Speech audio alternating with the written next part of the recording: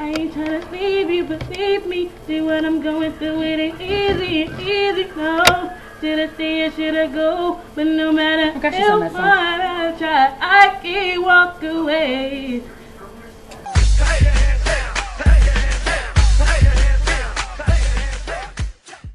We're gonna start this video out by, actually, in our last video we started out by reminding you to vote, so we're gonna start off by doing that too in this video, reminding you the election is coming up. We got 100 days to the election. I mean, you got 100 days to prepare to find out the details, find out the issues on who you're trying to vote for. Just find out if you got any felonies. That's the only reason to stop you from voting that I can think of. Just go vote. Just get out there and vote. We also want to send our condolences out to Usher and Tamika Raymond, especially Tamika, because no mother should have to bury her child. If I had to lose her son like that, it was very unfortunate, and I know her heart is heavy right now.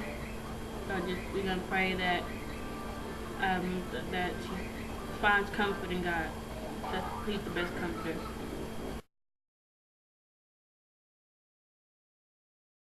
So, on my way over here to record tonight, I'm leaving work, and there's a stoplight right before you get to the highway. So there's a car in front of me, and the light turns green. So we're driving, not even going the speed limit, and then out of nowhere, the car in front of me stops.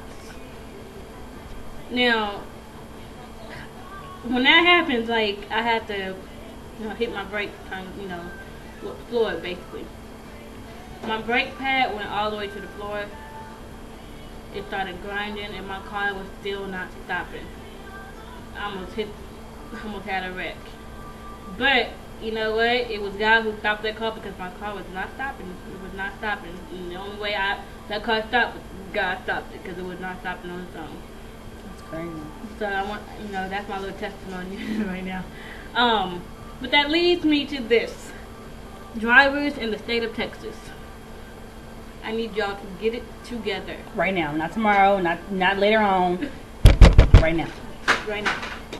And then you got the drivers who decide that they want to get on the highway and go 2 miles an hour when you have to go 65 when you get on the freeway, so you don't smash in the car behind you. Just saying. Well, we got the drivers who be driving on a one-way that doesn't have two lanes or whatever. Yeah. They drive, it has 2 lanes for you to go. One person driving in the middle of both lanes and refuses to let you get around them. Tripping hard. Get it together, people. Get it together.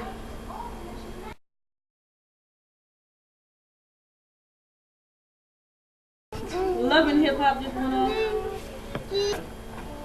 First of all, Scrappy then downgraded. Oh Lord, I know this is going. Everybody get pumped up. Okay. Scrappy has downgraded from Erica to Shay, aka Bunky, from Flavor Love. I'm not gonna go in on Bucky, because we are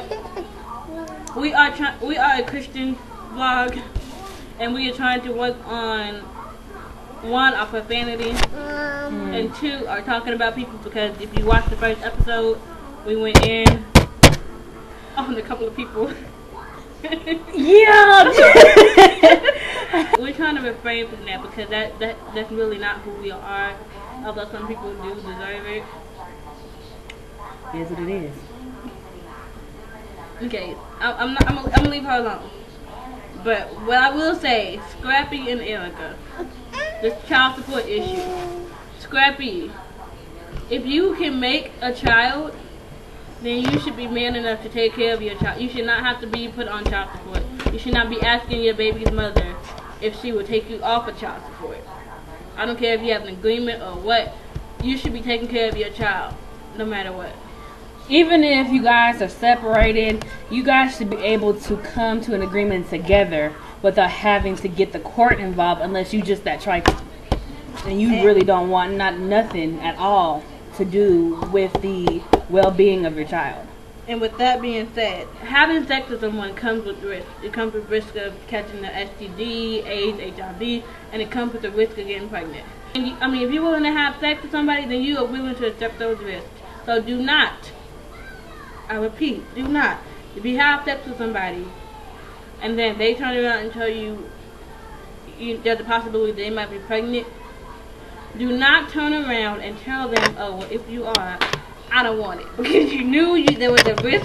Ooh, I'm getting crunk. I can feel my hyperness come out. See, I think she be doing this on purpose. Because she knows this particular subject just boils my blood. If you brought the baby in, the baby has two parents, mama and daddy. Mama and daddy are supposed to take care of the person that they brought into this world. That baby did not ask to be here. You asked for them to be there when you decided to have unprotected sex. You decided that. And don't call the child a mistake, because the child is not the mistake. Your sex was a mistake. No, it's not. There's no mistake about it. It's you made the conscious decision. You made the conscious decision. You laid down. You had sex. Protected or not, something happens. Now you gotta get up now and take care of your responsibilities. I don't want to just beat up on the men. It's the women too, because there's women who bail out on their kids too. You're maybe just a tad bit worse for that, but that's just my opinion. Because this baby, you carried this child in your womb for 9 months. You have a bond with this child. You fed this child. And then you want to dip out. Oh, can I please bring up something just real fast? Go ahead. Okay, you mothers out here, when you have a child, your responsibility is to take care of that child. Bring that child up until they're 18 to be able to hold their own in the world, and then move on. That is your job for 18 years. Your job is not to leave your baby with your mama, daddy, cousin, uncle, brother, so you can go hit the club, go be with a bunch of dudes. That's not your responsibility, and it irritates me so much when I see that. I get so pissed off when I see new mothers who just had a child less than a month ago, and they're talking about they're going to the club. Like, excuse me, you need to take your little behind back in your house and be with your child. See, it's cool. It's cool to go out every now and again. Everybody needs their time away. But every weekend... Not when you have a baby who's not even a month old. I mean, I went out, but I had to get my break. Everybody needs a break. Everybody needs a break. Okay, but you have it's like, I don't get it. You have a newborn, not even a month old, and you out clubbing all night. No. The first couple months... I'm saying, I know a person who did that, and I'm like... Oh, like constantly? I don't know if it's constantly. I know it was like 2 weeks after she just had her child. Oh, yeah, that's too soon. Like 2.5 weeks after she had her child, she's out of the club. I'm like, you just had a baby, dude. Like, my thing is, yes, everybody needs a break to get away from their kids and enjoy themselves. That's all fine and dandy. But when you make partying and clubbing your precedence over your child, that's when it becomes a problem.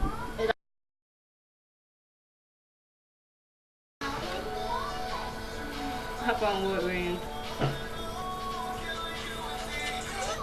Hello? Hey. Can somebody explain to me while this heifer is dancing, jamming to Dora the Explorer? She wasn't just, little movement. I mean, she was all out breaking it down.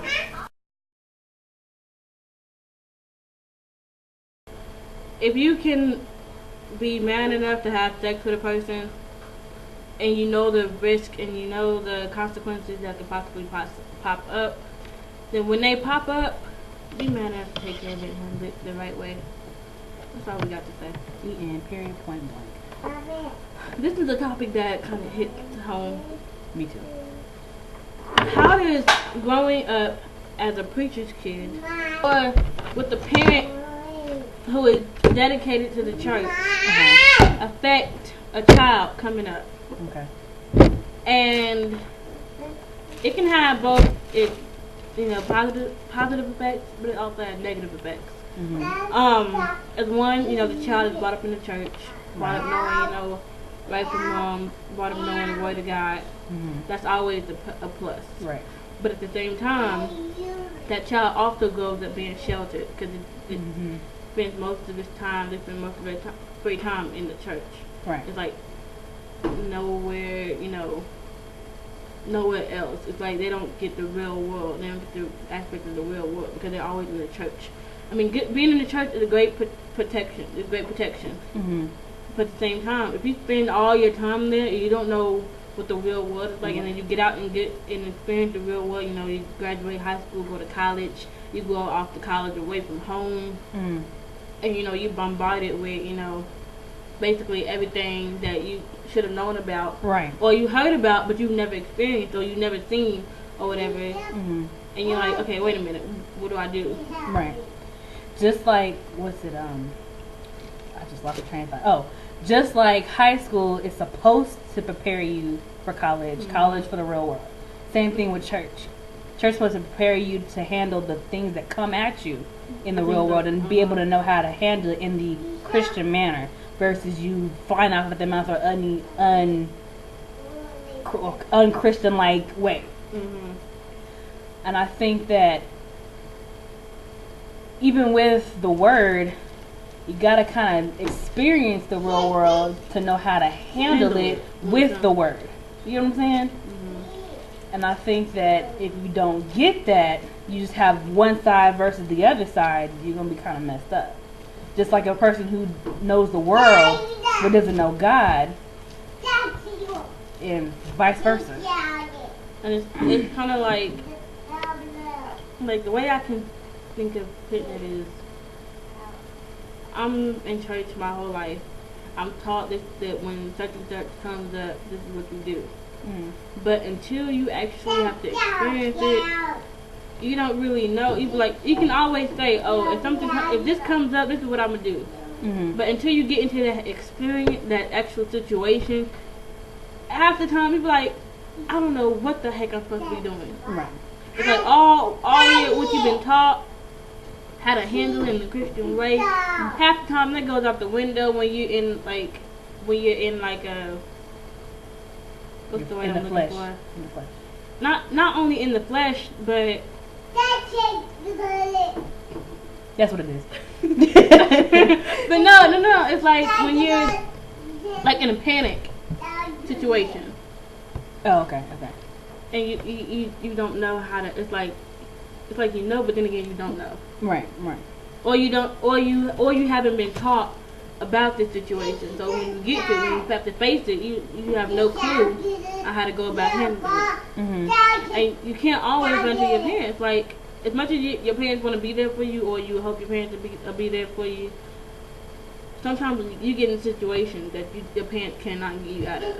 And growing up in the church, it's almost like every time something happens, your parents are right there to snatch you out, or to be like, they handle it for you. Right. But if you don't know how to handle these situations yourself, and you go off somewhere without your parents, without the church, it's like, wait a minute. And even then, some things you don't want your parents to help you with. You kind of want to do it on your own.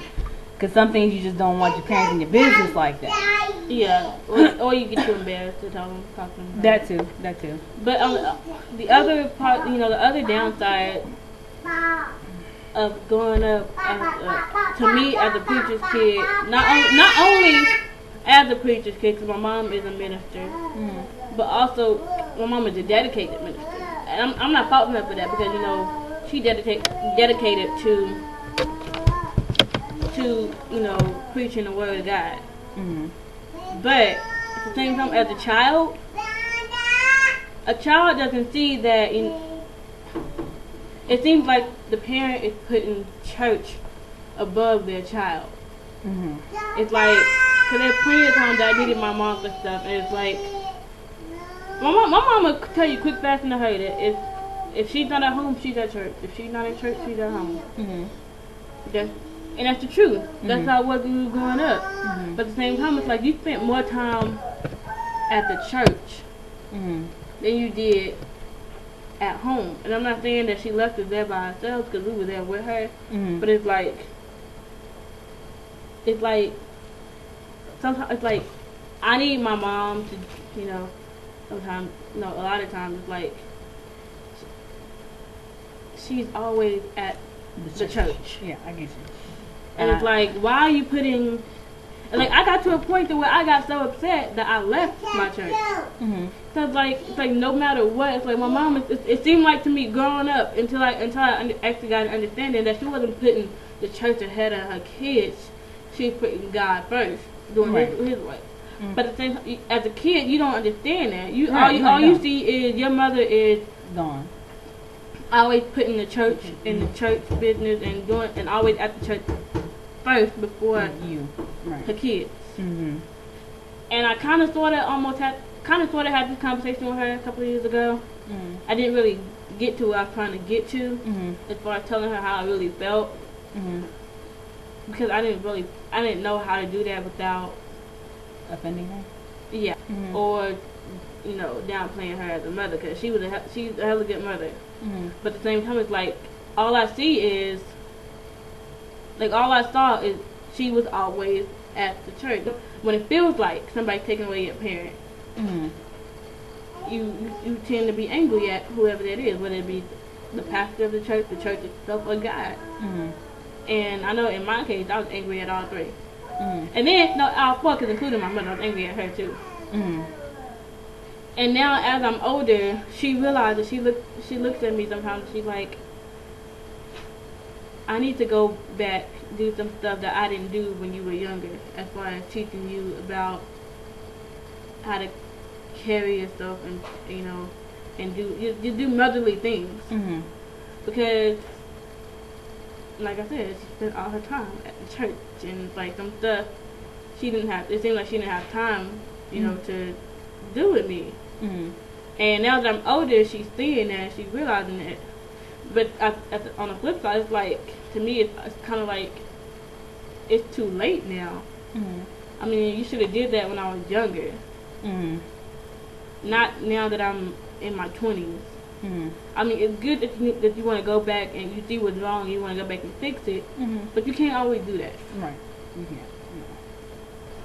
Well, my side of it, I mean, my parents weren't preachers or ministers, but my grandmother is an evangelist. And, my mama, me, my uncles, we all grew up in the church. And like you said, we learned the right from wrongs and this and that and the thirds. But, once I got older and I started getting out there and, of course, making my, stupid mistakes, in which it happens, I was judged so very hard, like I can't make a mistake in the world, that it was almost to the point where I was almost shunned from my family because of some dumb decisions I made. That's the other thing about growing up in the church. Not even, I know as a preacher's child, you cannot eat those. What's wrong with them? What happened to them? They been on the floor. Okay. Okay. Growing up as a preacher's child, it's like you are expected to not make mistakes. You're expected to not. It's like you're expected to know, right from wrong, good and bad. You're expected to make the right decisions. You're not expected to mess up. You're not expected to do anything bad or wrong or sin or whatever. And then when you do, it's like this whole big, like, oh my gosh, the world is coming to an end. I make mistakes. I know I make mistakes. I know I do stupid stuff. And I don't want to be looked down upon because you made a mistake. Because I did something stupid. Right. And the thing about church folk in general are so quick to judge. But you know what I learned about that though? The ones who are so quick to judge you because they're trying to get you off on what they're doing. And I learned that. But like I was saying, I was judged so hardly. But the thing is, no man is perfect. There is no one on this earth that... Can you just tone it down? Just simmer down just a little bit.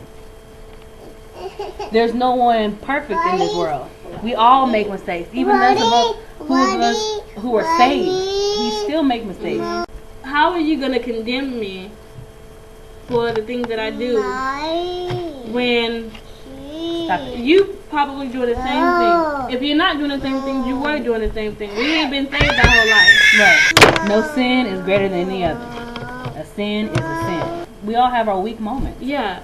And but that's what I'm saying. That's what repentance is for. Because we make mistakes. No. But half the time, well, let me say this right now. Half the time, you cannot say it's a mistake because a mistake is something that's accidental. I said this before. A mistake is something that's accidental. Something that, you know, or it's not, you know, accidental. We have repentance for the decisions that were wrong. Yeah, we made. We make wrong decisions. We make bad choices. Everybody makes bad choices in life. Everybody does. Why can that? But that does not mean that you have the right to judge, condemn, put down somebody for their bad decisions because you make bad decisions yourself. You make bad choices. Who are you to be so holier than thou with that attitude? If you're really a Christian, then you have no business, and you would not be quick to put down another Christian or even a non-Christian, somebody who's trying to become a Christian. You would not be so quick to put down a person because they messed up.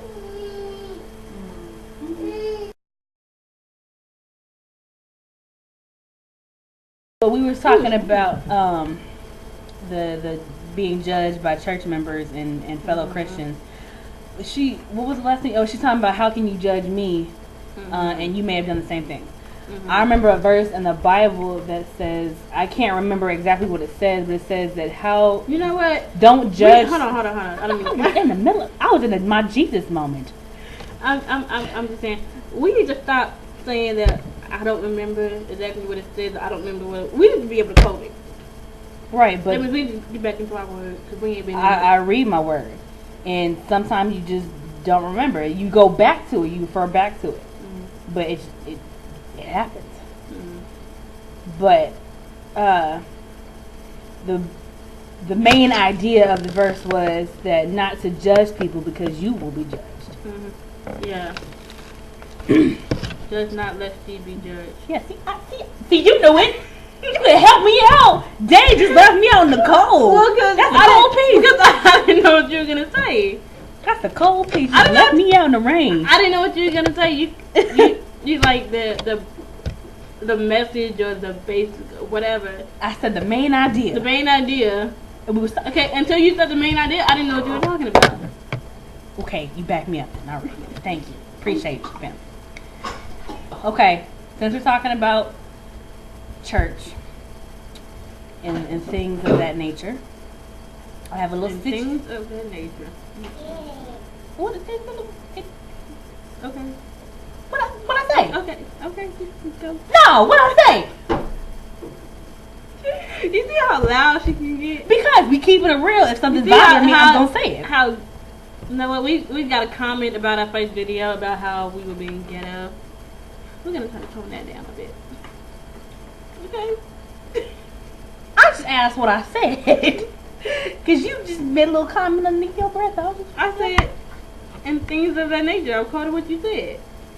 You sure? With no underlying tone? That's what I said. Okay. That's all I want to know. I'm not being ghetto. Just want to know. See how she's trying to do? I didn't do anything. If we're keeping it real, why not be real? Okay. That's ghetto.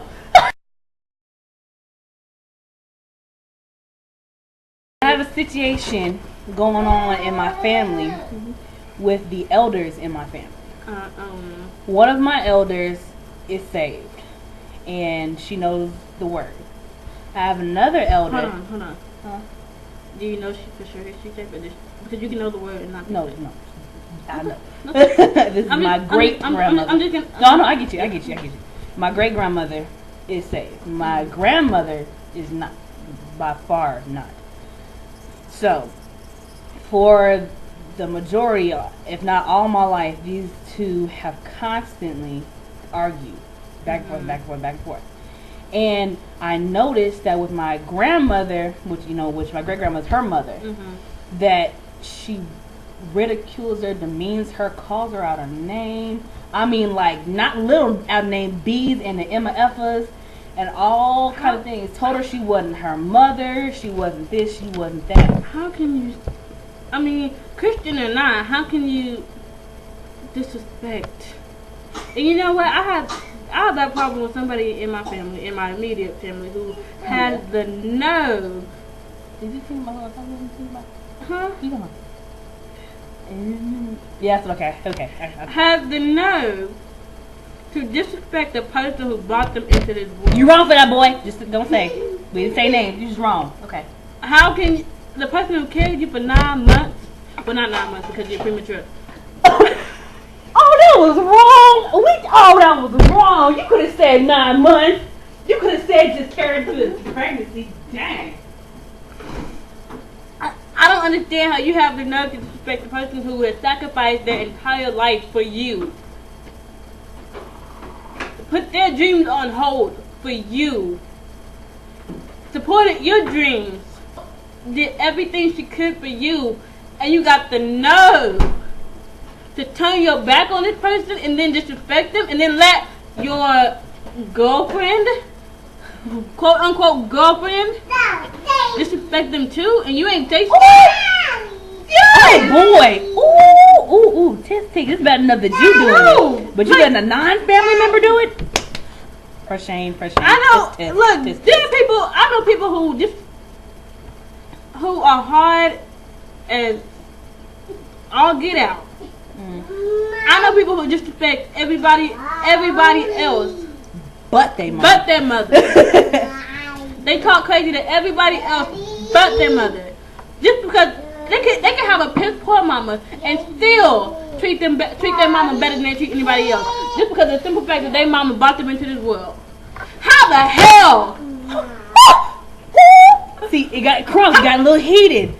Simmer down. Gonna? It pisses me off because it's like I just can't. I can't stand it personally. I can't stand it. Totally. We don't understand how there can be. How a child can disrespect their parent that has been there for them. I know you were saying before I butted in. See, that's why I be forgetting stuff because you be butting in. Your grandmother and your great grandmother, how your grandmother disrespected and called her names. Yeah, and I mean she's done like some pretty bad stuff to her, like stole money from her, and like not even just like hundreds, like thousands of dollars of money from her, and my grandma keeps, my great grandma keeps forgiving her. No. And trying to let it go and move on, but it's hard for her because they constantly stay into it. Stop. They're constantly staying into it because and that's hard for somebody. If you're constantly getting into it with somebody, it's hard to forgive them for some stuff that they've done, because what's going to happen is when you argue again, the old stuff's going to come right back up. That's because it relates to what's going on right now. You're supposed to honor your parents, regardless of what they've done, what they did. You still have to respect them and honor them, because if not, it comes back on you. So because of that, and my grandmother, she don't listen because she don't. And what people fail to remember is that everything we do, we gotta answer for. We gotta give an account for it. I can't really say much because I have to respect my grandmother because she is my grandmother. But at the same time, if she's doing wrong, then she's doing wrong. Right. But it feels out of place for me because I'm a granddaughter. Because you're younger. So I mean, I kind of touched on it today because she was bringing it up. She's like, "Well, I'm not talking to her right now. We're not on speaking terms. I don't think I'm gonna ever talk to her again." Yada yada yada. Okay. And so I told her this morning when she talked to me was that, you know what, your mom is 81 years old. She's getting older. You don't want that burden on you when she passes. And you guys are still arguing and fighting, and you done said some things. Don't let that happen. And of course, she don't want to hear that. It just falls on deaf ears. And as much as I want to explain some things to her, I just You can't. It's not your place. Right. I know that feeling. It's not your place, but at the same time, I think to know something that's wrong is being done and not do anything and say anything about it, I think we're gonna be held accountable for that as well. I mean, I say what I can, and the simple fact that for one thing, she don't like to hear nothing. She don't think she's wrong for anything. Like, not even the stuff that it's obviously wrong. Like cussing out your mama. That's obvious. That's wrong, regardless of if you're a believer or not. So it's hard to tell her stuff because she thinks that she's the victim in every situation, when in that case she's the predator. She's always attacking. If it ain't me, it's her. So I just think I can't really give my 2 cents, but